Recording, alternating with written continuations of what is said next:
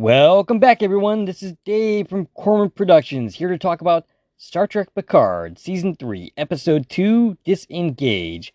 The episode's description reads as follows.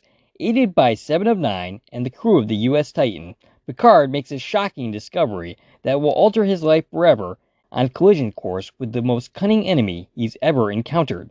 Meanwhile, Rappy races to track a catastrophic weapon and collides with a familiar ally. The episode was directed once again by Douglas Aronofsky and written by Christopher Monfett and Sean Tretta. Before going any further, I will tell you a couple of things. This is not a spoiler-free video, so if you haven't watched the episode, I highly recommend you go and check it out and then come back and watch my video. Secondly, if you like this video and want to support the channel, please like, share, and comment, as well as subscribing to my channel. Well, ladies and gentlemen, that was another good episode. Very well done. This season is 2 for 2 so far.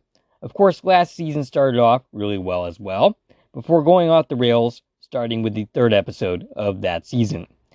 You know, as a viewer, it's easy to hate Captain Shaw, especially since the show stacked the deck against his character in the last episode so thoroughly.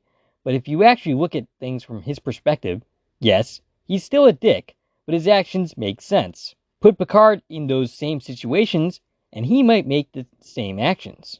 Honestly, flipping the perspective, I'm surprised Shaw didn't simply leave Picard and Riker to their fates the moment he could. I'm surprised he stuck around long enough to even monitor the situation. Eventually, he's called to actually take action thanks to a speech from Seven, who is relieved of duty so many times in this episode that it almost seems that she's going for a record. He soon finds himself outgunned with almost zero chance of winning, and I'd say his attitude in this episode is pretty justified. Once again, if you take a look at the events from his perspective, and not the main characters, the ones we root for, on a weekly basis.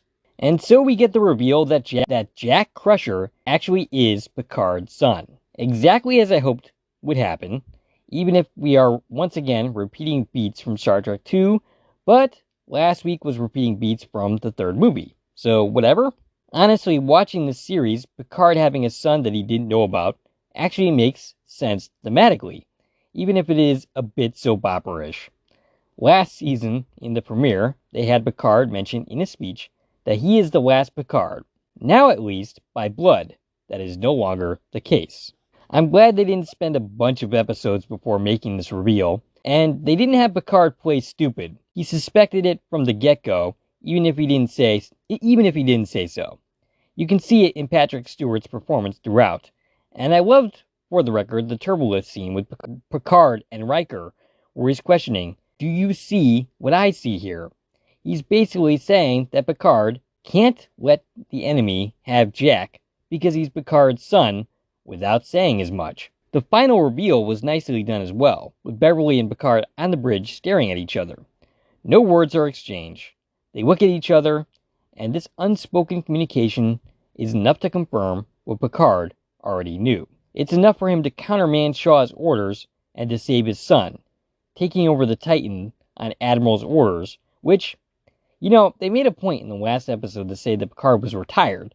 So, exactly what authority does he have to do this? Probably none, but the show ends up saying otherwise. I watched Rappy's scenes with annoyance this week and last. I don't care about Rappy. You can't make me care about Rappy or her scenes. Sorry, it's not gonna happen. Nope. I am not going to care. You can't make me. Wait a second. Now we have Worf here dismembering people and chopping people's heads off, and apparently he's gonna be with Rappy for now on. Now I gotta watch these scenes and actually care because Worf is in them. Dang you, show. I suspected last week that this was the way things were gonna go. I suspected that her contact that she was text messaging with, basically, was Worf, especially after the whole "you are a warrior" bit from last week. And here we have my suspicions officially confirmed. So that might mean I'm actually going to look forward to Rappy's scenes next week, after straight up not caring about her character. So now we have Worf, Beverly, Riker, and Picard all in the picture. And we still got Geordi and lore to look forward to. We are also introduced to the villain, who right now is as mustache twirling as it gets, played by Amanda Plummer, daughter of Christopher Plummer, who played General Chang in Star Trek VI. It's fun, but I hope we're going to get a little bit more depth here in the coming weeks, and learn why it is exactly that the villain wants Jack Crusher in the first place. Anyway, that's all I got for you. If you like this video and want to support the channel, there are a number of ways to do so.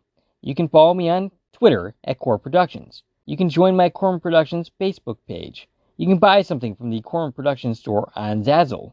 You can buy me a coffee, which is a new way to support content creators such as myself.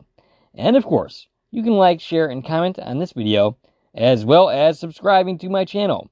This is Dave from Corman Productions, signing off.